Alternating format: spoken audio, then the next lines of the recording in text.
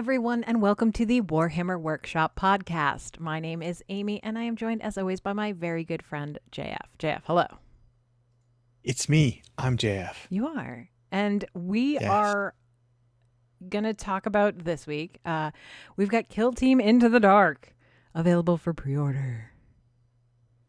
I am super eager about Kill Team Into the Dark because it is, I believe, my opportunity to get back into Kill Team. I am excited. I was really into it when it came out and then got off of it because other things popped up. But sorry, go ahead. No, so I'm excited about Kill Team Into the Dark because they are doing the correct things with Kill Team as opposed to the previous version. But we'll get into that. I have an update from last week on the Aeronautica book. Is it a good update? Yeah, it's a great update because like immediately after we recorded our episode, I got an email saying, hey, the book is available for pre-order. So I pre-ordered it. And then no other anything that I have pre-ordered from GW has shipped the day it comes out. It's usually like the following Monday, which is fine. I don't care. But this book, which is the first pre-order I've had that there's been any issue with, was available with like it shipped out the day the book came out, and I had it like a few days later. Right. So in the very same time when you mentioned that you got that email, I went onto the website and signed up to get an email when it would be available for Canada. And within 10 minutes, I also was advised that I could pre-order it. Perfect. Now, the funny thing is that when I clicked, I could pre-order it, and I did with the cards. Got a copy for myself and for my brother. Got them shipped. They haven't shipped yet. Eventually, I'll get them, but at least they're pre-ordered, so quote-unquote guaranteed. But if I went, cold naked onto the website, clicking on the product, I could not pre-order it there. I needed that special link from the email. So my theory now has moved from them just not producing enough to just it being some kind of problem that they might have had with the website or how they manage inventory on the website and having difficulty fixing it and just not communicating correctly with their customer service as to what the actual issue was. Huh. That's weird. But whatever. Very strange. It's coming. I didn't get the cards. It's very strange. I'm sure I'm going to regret not getting the cards, but it'll be fine.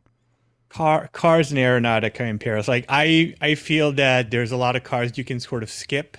In Warhammer 40k, it doesn't matter quite that much, although they are a little bit helpful. Yeah. In Aeronautica Imperialists, I feel like they're almost absolutely necessary. They make the game so it makes it so much easier to just create your quote unquote army and play. It's very streamlined. The nice thing is that the Aeronautica community online has made a lot of printable versions of cards that are no longer available. So it's not the end of the world. But because there's no randomness to the game, you're not picking cards out of a deck. I'm not sure about the legality of it, but for personal use, who gives a damn? Yeah. You can probably just scan or photocopy from the book and make your own cheap cards, and that'll work out fine. But it's again, this is one of my pet peeves with Games Workshop. They tend to leave money on the table in the sense that the one product that is the most limited release for Aeronautica Imperialists are the cards, and coincidentally, they're also the product that is the most useful to play the game. Yeah. I'm going to make cards for my 40k army, like similarly, or like the ones they did for Age of Sigmar that have, all of your units on it. It's great. I love it. I don't hate those. Those are pretty good. Yeah. So, yeah, that's the Aeronautica update. Psyched about that. We had the big Nova preview. That was big. You and I made a video about that. That was pretty neat. You can watch it at youtube.com/Warhammer Workshop TV. We did our whole rundown on everything they talked about. I realized afterwards we did miss one of the Leagues of Votann vehicles. Just missed it entirely. Didn't put it in the thing. It's fine. What, the Sagitaur? Yeah. Well, that one was already previewed on the website. So anybody that's actually excited and following the League of Votann news must have known about it because it had already been previewed. And it looks neat. It does. It looks very cool.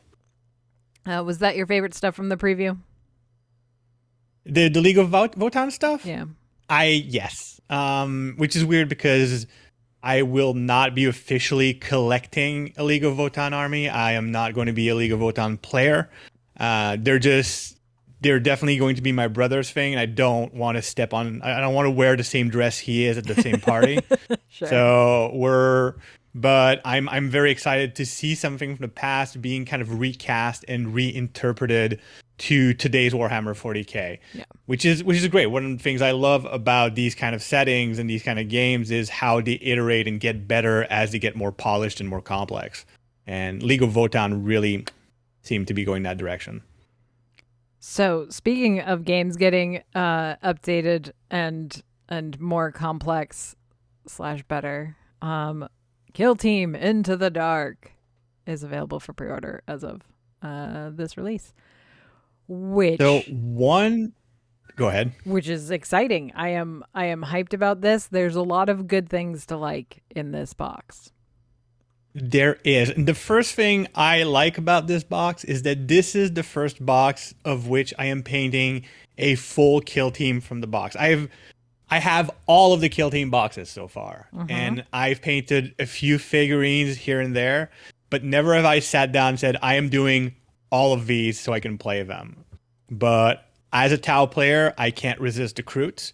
I know that I'm painting them for Kill Team, but we'll be able to use them for 40K. So I'm back in. Like, I'm going to want to play this really hard. Awesome. So one of the things, in case you were not around for the previous iteration of Kill Team, one of the things they did, because you have to expand, was that they started adding to what you could bring. So they let you bring more units, more powerful units, and it got bloated. And basically, if you were not bringing your most powerful assets, it wasn't really worth coming.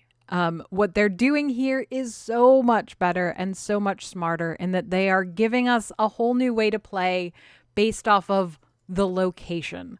So we're in this big old Space Hulk, and we've got corridors, we've got lights, we've got doors, we've got weird line of sight rules and fighting in doorways and all of that. And that is a way better way to expand on the gameplay beyond just like, well, what if you brought a dreadnought to kill like, no, don't, please. There was something exciting conceptually about the idea in the previous edition of having a dreadnought, because if you look at it sort of from a video game point of view, it's like having a mini boss, and that makes it kind of interesting. But the implementation itself was iffy. Like, there was a lot of power creep, and like you mentioned, bringing whatever you were allowed to bring as a new unit nullified anything else that came before it, and that just absolutely sucked.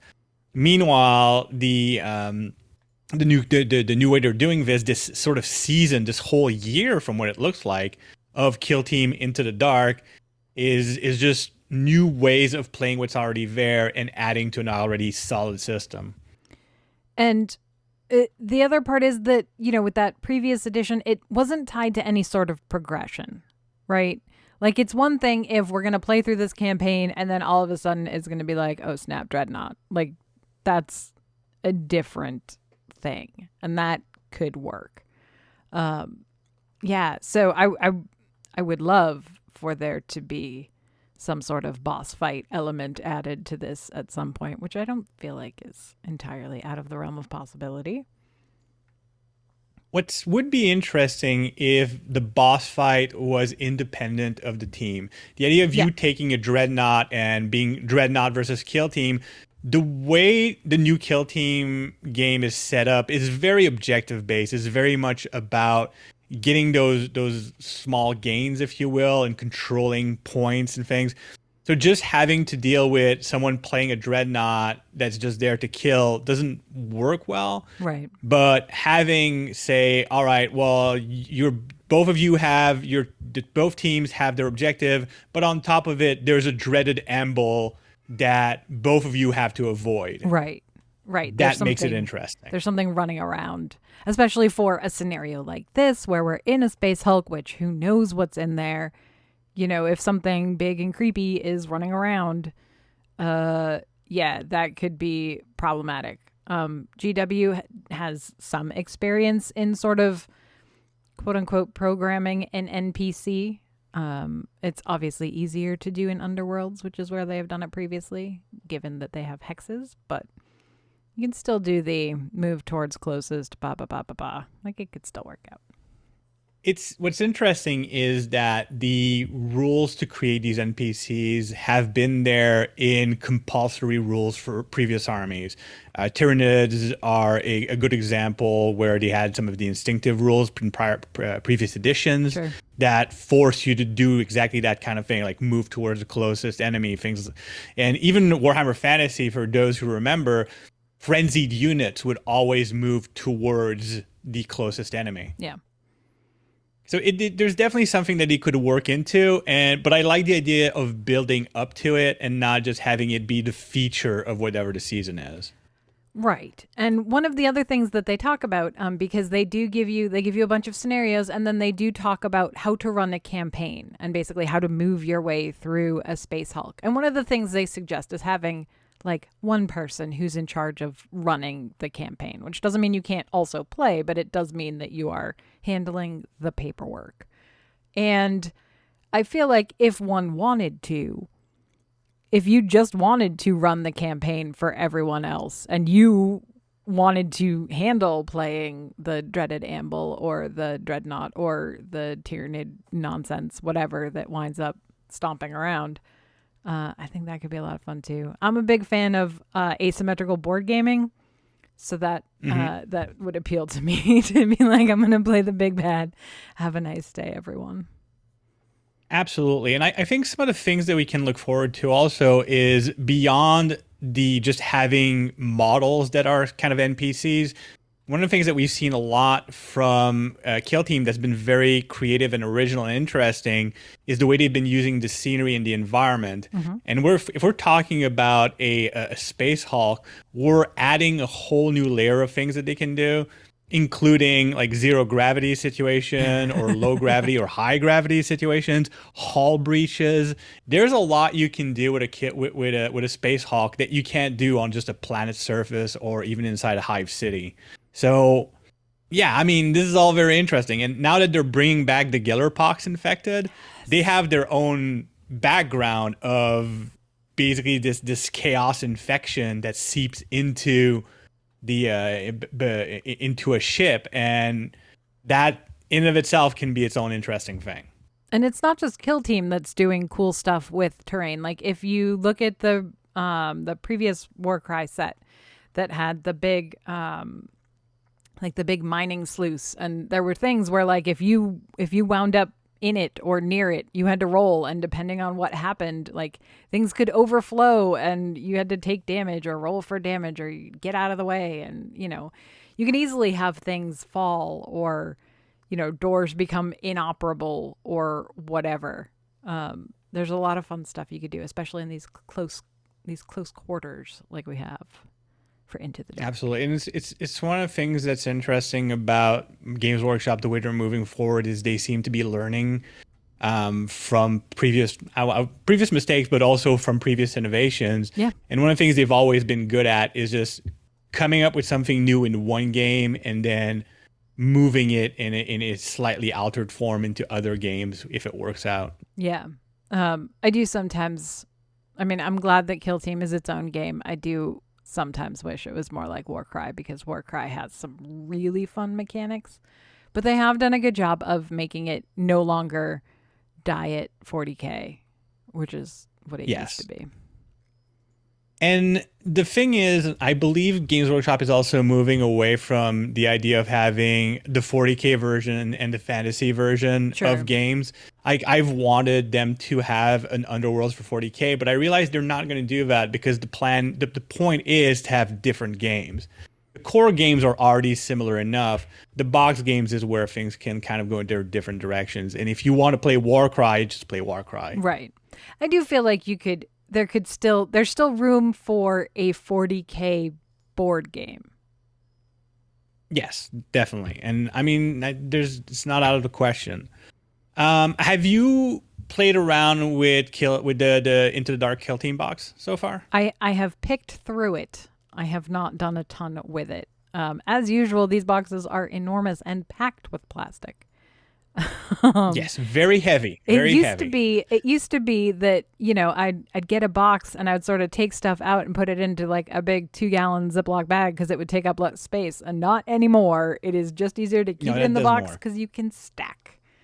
It's a Exactly. lot. The the fun thing, talking still about the size of boxes, there used to be a time where I kept thinking to myself, I should buy more scenery so I can have scenery, and that is no longer an issue.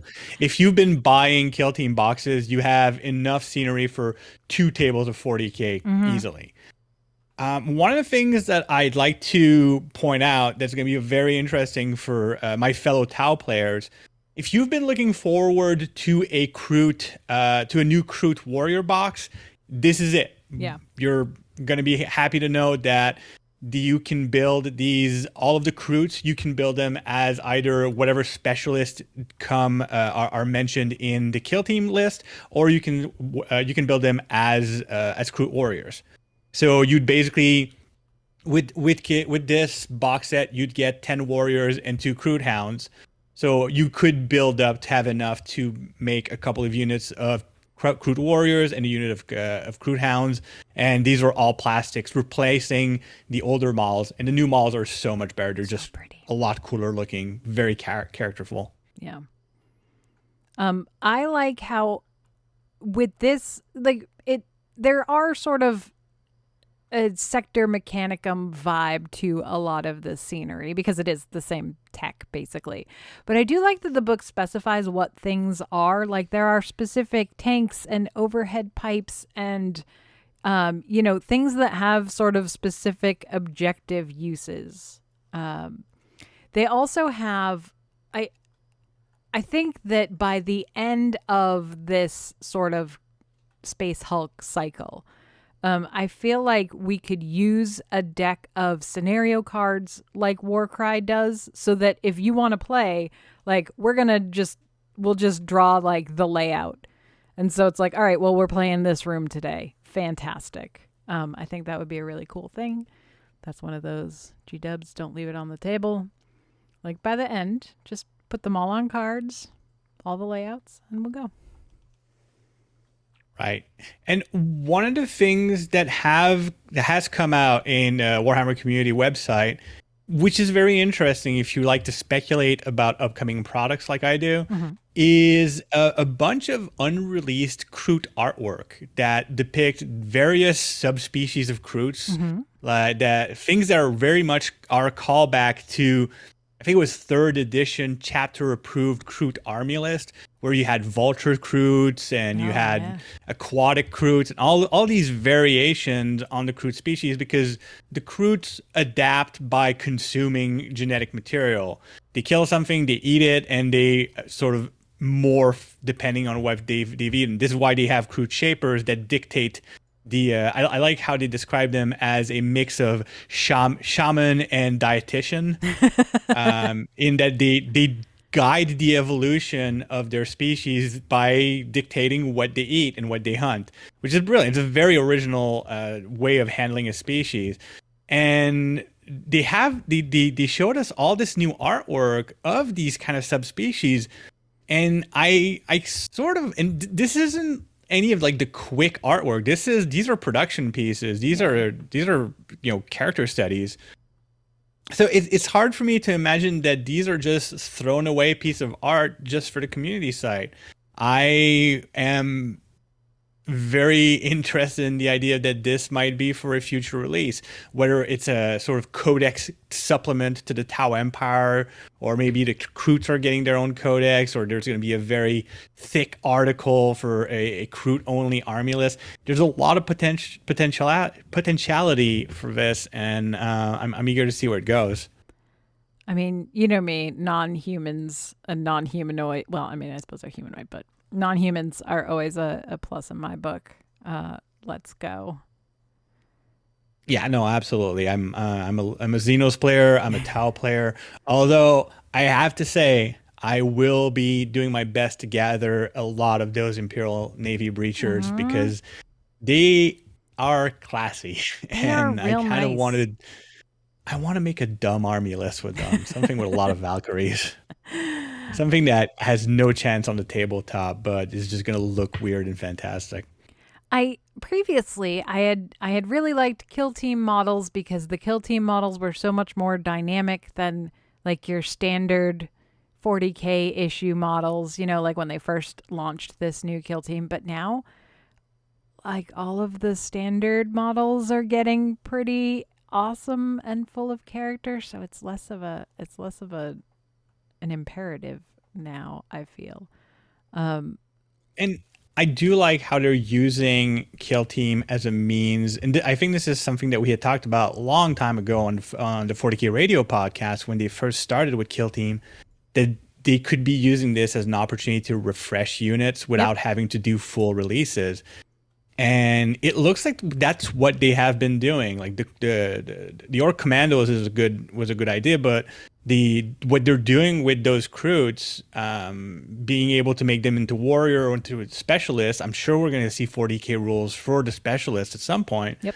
It's really nice. Like, it makes anybody that's like, especially Eldar players, if you're waiting to get your aspect warriors, well, there's a glimmer of hope. Maybe there's going to show up on the Space Hulk someday as a kill team. Yeah. They did it with the Sisters of Battle Novitiates also. Exactly. It's been a while since you've had a codex. We've got like a unit. Here you go. Fight it out in a kill team. And I like that we don't need to just go back to a codex. Like, we've talked about this, the idea of them having this kind of living system where they add things without having to restart the machine every time. And speaking of adding things. Yeah. So we also got the Kill Team Annual, which gives me back, since this version of Kill Team released, I have been asking for this. They've given us back the Gellerpox Infected and the Euclidean Starstriders from the Rogue Trader Kill Team box of many years ago. Which was a flash in the pan, because I don't think it's very long after that we just stopped hearing about Kill Team altogether before the new edition came out. So these were just two collections of amazing models that were released and then never heard from again, which was tragic. If you're someone like me who, when you play 40K, you play in small single detachment games, it was really hard to, because they're all unique and they have keywords that don't go with anything. I couldn't just bring them over and play 40K because there were not enough points. But they're back for Kill Team. Yay. And they're getting re-released as models, which is good. Which is great, because some of these models are things that I would not necessarily buy a whole Kill Team box for. I'm not going to hunt them down on eBay. Yeah. But if they're a single box and at some point I'm doing demons, that works better for me. I love the Gellerpox Infected because they are Nurgle demons that make machines sick, basically. And that's a lot of things that I love all wrapped up in one. It would be, wouldn't it? Yeah. A lot of that is your jam. Yeah. So another thing I want to hit on, I didn't know we were going to go into the direction of these guys, but it's worth pointing them out. I want to mention what they. So yesterday, as we're recording this, we got the Nova Open preview, which gave us a whole bunch of cool things. You can go check out our video on Warhammer Workshop on YouTube. But somehow the day after, hours after the preview, they still had an extra model for Horus Heresy that they didn't put in the preview somehow. Yeah. It's just interesting. Somehow. It is such a cool model. It was the best. I mean, I guess maybe it couldn't have stood up to, Horus Ascended. I suppose it would have paled in comparison for some people, but not me, because it's an amazing model. It is a dope model. So what we're talking about is an assassin, but not an assassin from one of the temples that we're used to seeing. This is a Venus Infosight, which uses information as a weapon in what seem to be very creative and interesting ways. it's an incredible model. A lot of people are talking about like, I don't know what I'm using it for, but I'm using this in my Necromunda game. And it does have that vibe of like most of those really cool Necromunda like character hero models. I love this model. I've seen a lot of people on Twitter just sharing what they are going to name the servo skulls. Anything from Stelton and Waldorf to a lot of comedy duos come up. Yeah, and I like the idea of just these two. There's three servo skulls actually, servo skulls. People are focusing on the two on top as basically being the peanut gallery for this assassin, and I'm here for that kind of humor. Yeah, oh, it's real good. It's a really good model. They're leaning again into the assassins need big helmets thing, which is great. I love that the helmet has no way of seeing out. It looks like it's completely blind. So I'm assuming that all the information, the sight is unnecessary when you're getting all that information directly pumped into your brain. Yeah. That's why we have servo skulls. They're great. It is Forge World resin, which is not unexpected, if disappointing, but it's fine. And I'm trying to find where we're going to be seeing the rules for this, but I suspect it's going to be in the upcoming book for Imperial forces that are not Space Marines for Horus Heresy, which are going to have probably the Emperor's Talon and the probably some not the Knights. We already have most of the Knights, but Adeptus Mechanicus or the Priesthood of Mars or whatever they were called back in the day. This model is usable by loyalist legions only, which has not done nothing for my Horus Heresy Resolve, and they need to hurry up and put out the Night Lord's upgrade kit before I waver. As long as you don't have that upgrade kit in your hands, you can still flip flop as much as you want. My models could be anything. Exactly.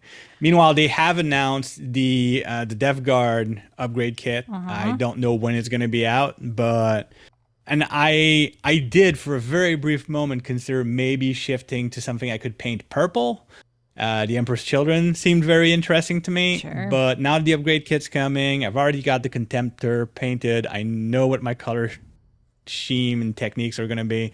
So I think I'm going to remain committed to my Death Guard. It was those especially with too for the Emperor's Children that were they just kept boots. Coming up with really neat things. But now that there's going to be a Land Raider Proteus, which I can use to transport some of my elites, which is very characterful, I feel. And also the vague possibility, not a promise, but the suggestion that we may be seeing a Mortarion Ascended model at some point. It's hard to. I know Fulgrim is, he's so hot right now, but also I think I'm more of a Mortarion guy anyway. So a Mortarion Ascended, like something in between his 40K plastic model and his current Horus Heresy resin. Which is a thing that I enjoy thinking about, like how you get, because there is a gulf between those two models. But isn't that what makes the possibility even more interesting? Oh, absolutely. Absolutely. 40K Mortarion is one of my all-time favorite models. I love that model. He is, and once I am done doing a Horus Heresy Death Guard army, at that point, I think the blood's going to be in the water for me to maybe do a 40K Death Guard army, and that will start with the centerpiece of having a plastic Mortarion. Welcome aboard. So I think this is it for this week for any newsworthy news. I should mention that the Games Workshop is still moving forward their armies on parade for 2022. Yep. They've shown some pretty amazing figs on the website. You should definitely have a look. And I'm trying to remember what the next step is going to be. I think it's yeah, it's Fields of Battle, which Yeah.